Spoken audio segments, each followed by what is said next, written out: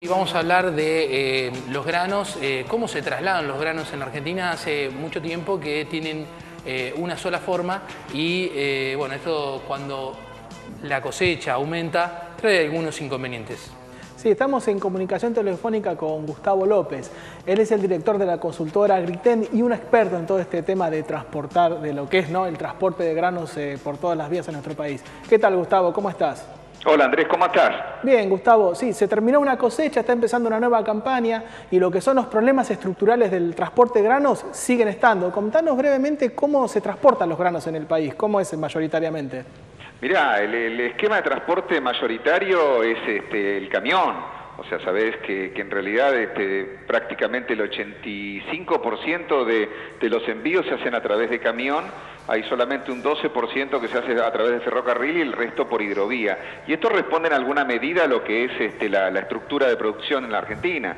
Calculá que en un radio aproximadamente de 400 kilómetros tenés gran parte de la producción, con lo cual estamos muy dependientes de estos y por ende de lo que significa transportar en camión, básicamente todo lo que son rutas nacionales, caminos internos y obviamente el parque automotor.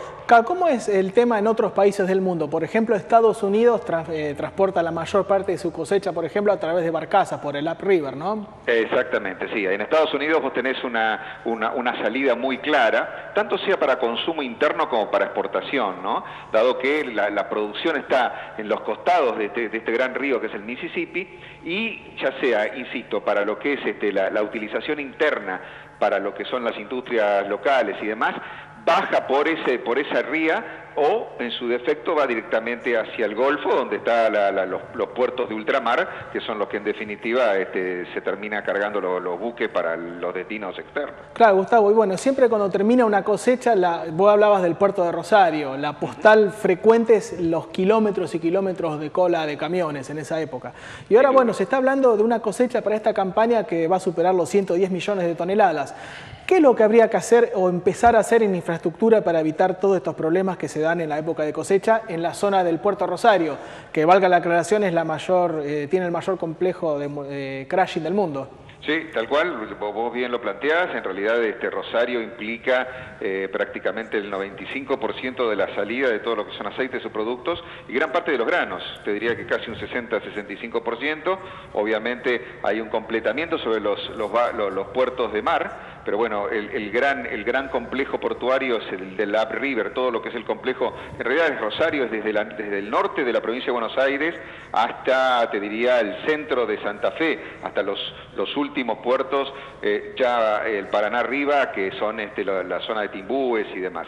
Yo creo que ahí tenemos un tema básicamente, insisto, con la falencia, que es la llegada de la mercadería a los puertos. Vos pensás que además gran parte de toda esta masa de volumen que están llegando a los mismos se hace en muy poco tiempo, entre abril, te diría, y a lo sumo hasta agosto, tenés el porcentaje más alto, con lo cual tenés una cuestión de estacionalidad muy fuerte. Esto implica que necesitas una red vial mucho más ágil y más, te diría, en condiciones respecto a lo que hoy en día tenemos. Hemos hecho algunas encuestas respecto a lo que son las rutas principales, no te hablo ni siquiera de los caminos accesorios, pero los principales, y bueno, el estado es realmente muy malo, lo cual pone, digamos, no solamente en peligro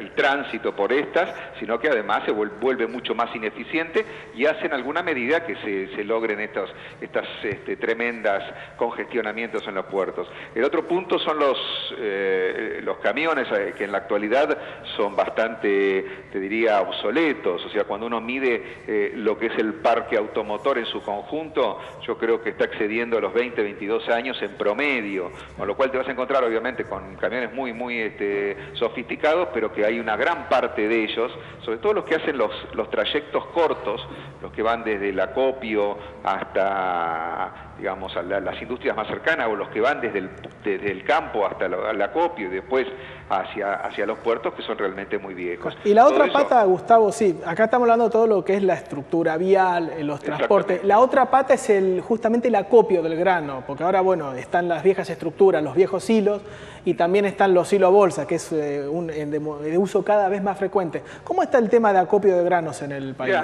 Es realmente también muy deficitario, o sea, vos solamente tenés el 70% de la producción, y te hablo de una producción de 110 millones, creo que el año próximo vamos a estar aspirando a tener arriba de los 122 o 23 millones, solamente el 70% con silos fijos.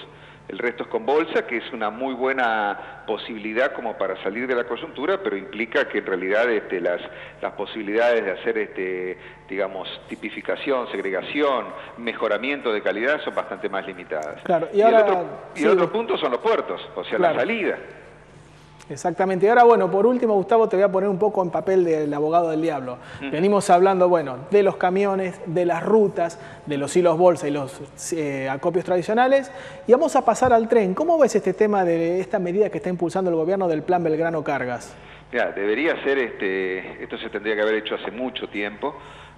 Obviamente yo creo que tiene componentes políticos que hacen que en alguna medida se vaya frenando todo esto, digamos, obviamente hay un interés de otros sectores que esto no funcione tan bien, pero es la gran salida de todo lo que es la mercadería del noreste y del noroeste. Claro, sería una forma de que los productores de NOA y NEA vean un poco incrementada su rentabilidad, ¿no? Sin duda, hoy estamos planteándonos la baja de retenciones o no para las 10 provincias extrapampeanas, y no estamos pensando que en realidad esa baja de retenciones significaría entre 15 y 18 dólares, cuando en realidad estamos pensando que bajar soja desde la zona de Salta hacia los puertos de Río implica 60 o más dólares, con lo cual ese es el problema más grave, más que obviamente la imposición debería ser eliminada porque es totalmente regresiva las retenciones, pero además al darle la posibilidad, digamos, de tener un precio obviamente más lleno en origen, le podría dar, digamos, también la posibilidad de que se siga incrementando el área y que realmente la Argentina empiece a crecer a un ritmo mucho más acelerado como están haciendo otros países. Está bien, Gustavo, bueno, muy claro el testimonio, nos has paseado, como dice la canción, por las rutas argentinas, en cierta manera. Exactamente. Muchas gracias. Pero las rutas de Argentina al fin. Rutas argentinas al fin. Bueno, Gustavo, muchas gracias y será hasta la próxima. Muy bien, Andrés, hasta pronto, un abrazo. Gracias, Gustavo.